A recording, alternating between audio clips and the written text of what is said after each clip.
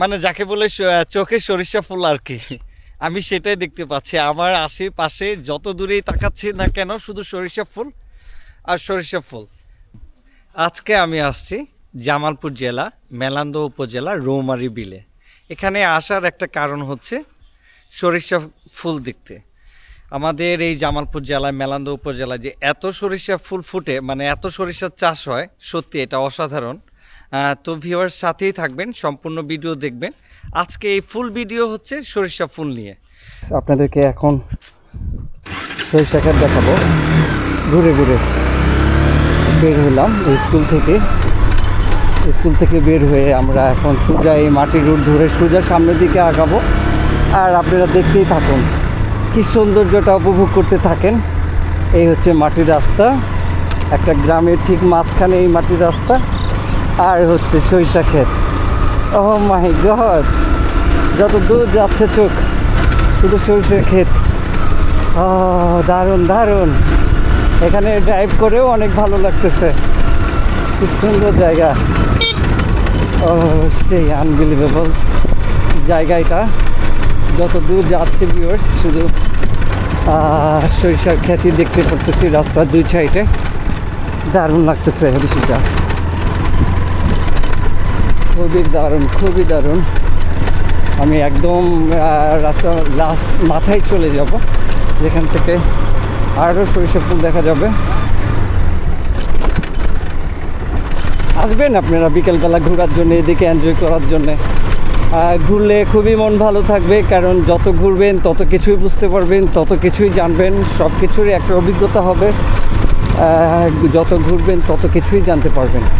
তো গ্রামের এই মাটির রাস্তায় চতুর্দিকে শুধু সরিষা, এর ভিতরে ড্রাইভ করতেছি। অনেক অনেক ভালো লাগতেছে আর কি।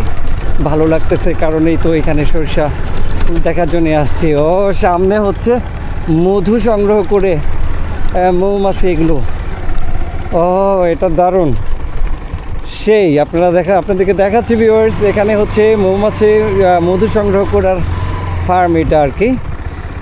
তো এটা শেষ নাই আর কি, যত দূরেই যাব, যত দূরেই যেতে থাকবো না কেন শুধু সরিষা ক্ষেত আর সরিষা ক্ষেত।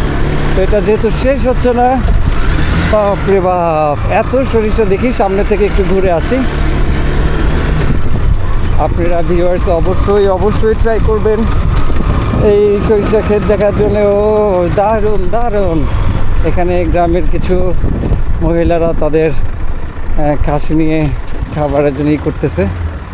বাসা কই আপনাদের এখানেই? এই খাসি না, এগুলা সব আপনাদেরই না? ওনারা খাসি করতেছে আর কি, চড়াচ্ছে আর কি অনেক খাসির জন্য। তো ভিউয়ার শেষ নাই, এই রাস্তা শেষ হবার নয়। মাঝখান থেকে অল্প একটু ঘুরে আপনাদেরকে দেখাচ্ছি, একটু ধারণা দিচ্ছি যে আসলে এখানে কি পরিমাণ সরিষা ফুল আর এই কি জায়গাটা কত সুন্দর। মেবি আপনারা মোটামুটি একটা ধারণা পেয়ে গেছেন। তো খুবই সহজেই আপনারা এই জায়গায় চলে আসতে পারেন। জামালপুর সদর থেকে মির্জা আজম চত্বর থেকে একটা অটো রিক্সা যে কোনো কিছু, অথবা যদি বাইকে করে আসতে চান 10-12 কিলোমিটার লাগবে। খুব রাস্তাও খুব ভালো, আপনারা খুব ইজিভাবে চলে আসতে পারবেন। এই হচ্ছে অবস্থা। তো দেখতেই থাকুন।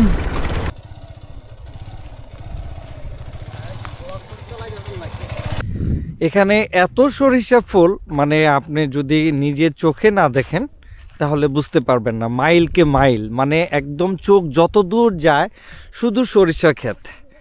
দারুণ একটা পরিবেশ, মানে এখানে আসলে আপনাদের মন ভালো হবেই, এটা তো অবশ্যই, কারণ চোখ দিয়ে যত দেখা যাচ্ছে সব সরিষা ফুল। আশ্চর্য বিষয়গুলো। তো এই জায়গাটা অ্যাকচুয়ালি রৌমারী বিল নামেই পরিচিত। তো এখানে যখন বন্যার সিজন আসে তখন যমুনা নদী থেকে এখানে অনেক পানি চলে আসে, তখন এই যত আপনার সরিষার গাছগুলো দেখতেছেন এইগুলো সব পানি দিয়ে ভরে যায়। তখন মানুষ এখানে এসে বিকালবেলা করে রৌমারী বিলে পানিটা উপভোগ করে। এখানে অনেক সুন্দর একটা পরিবেশ হয়। কিন্তু এখন যে পানি নাই, কিন্তু এখন সরিষা দিয়ে এটা একটা অন্যরকম একটা সৌন্দর্য চলে আসছে। আপনারা ভিউয়ার্স দেখতেই পাচ্ছেন যে এখানে যা দেখা যাচ্ছে সব সরিষা ফুল, মানে যাকে বলে চোখে সরিষা ফুল আর কি। আমি সেটাই দেখতে পাচ্ছি, আমার আশেপাশে যত দূরেই তাকাচ্ছি না কেন শুধু সরিষা ফুল আর সরিষা ফুল। তো ভিউয়ার্স, বাংলা পথে হিরণ চ্যানেল থেকে আপনাদেরকে স্বাগত। আপনারা যারা সাবস্ক্রাইব করেন নাই প্লিজ দয়া করে একটু সাবস্ক্রাইব করবেন, কারণ আমি নতুন ব্লগ করতেছি, চেষ্টা করতেছি আপনাদের কিছু বাংলা পথে কিছু দেখার জন্যে। তো বাংলাদেশে মোটামুটি সরিষা ভালোই চাষ হয়, কারণ এখন ইদানিং যেই জায়গায় যাচ্ছি কম বেশি সরিষা ফুল দেখাই যাচ্ছে, কিন্তু এই জায়গাটা স্পেশালি মানে এখানে আনবিলিভেবল, মানে যত দূর আপনার চোখ যাবে শুধু সরিষা ক্ষেতই আপনারা দেখতে পারবেন। তো ঠিক আছে ভিউয়ার্স, আমি আরও আপনাদেরকে সরিষা ক্ষেতের ভিতরে গিয়ে দেখাচ্ছি। আমি একদম ঠিক সরিষা ক্ষেতের মাঝখানে চলে আসছি। ওহ মাই গড, এখানে কি বলবো বলেন, মানে শুধু সরিষার ক্ষেত। ও এত সরিষা ক্ষেত আমি এর আগে কখনোই দেখি নাই ভিউয়ার্স। সত্যি এটা আনবিলিভেবল। কি সুন্দর, আল্লাহর সৃষ্টি যে কত সুন্দর সেটা আপনার খুব কাছ থেকে এসে দেখতে হবে।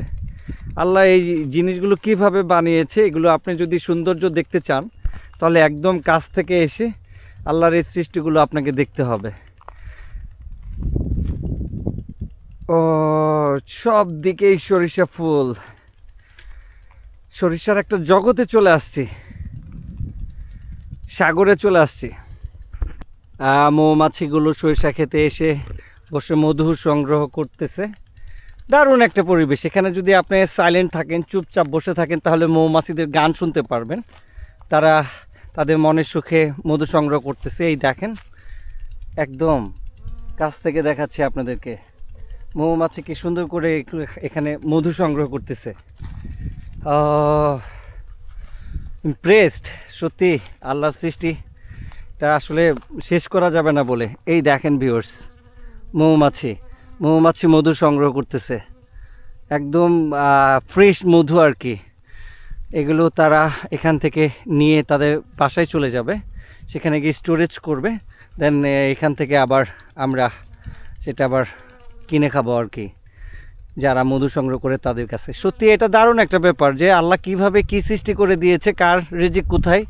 তো আপাতত এই মৌমাছি রিজিক এখানে, তারা এখন এই পুরা এই যত মাইলকে মাইল মধু সরিষা ক্ষেত আছে এখান থেকে তারা মধু সংগ্রহ করতেছে। সত্যি এটা ইনক্রেডিবল। ও দারুণ দারুণ, মৌমাছিগুলো দারুণ, এখানে অভাব নাই। এখানে আপনি যখন চুপ থাকবেন তখন দেখবেন যে মৌমাছি তাদের গানে একটা অন্যরকম একটা পরিবেশ হয়ে দাঁড়িয়ে আছে আর কি। মানে এখানে মৌমাছি ভন ভন শব্দটা খুবই দারুণ লাগতেছে, এনজয় করতেছি আর কি। ও দারুণ দারুণ। ড্রোন চলে আসছে, এখন ড্রোন দিয়ে ভিডিও করতেছি। ও ও মাই গড, ও সেই হচ্ছে। ড্রোন চলে আসছে, এখন ড্রোন দিয়ে ভিডিও করতেছি। ও ও মাই গড, ও সেই হচ্ছে। হাই, আরেকটু উপরে থেকে নিতি। ও সেই সরষা খেতে অনেক দৌড়াইলাম।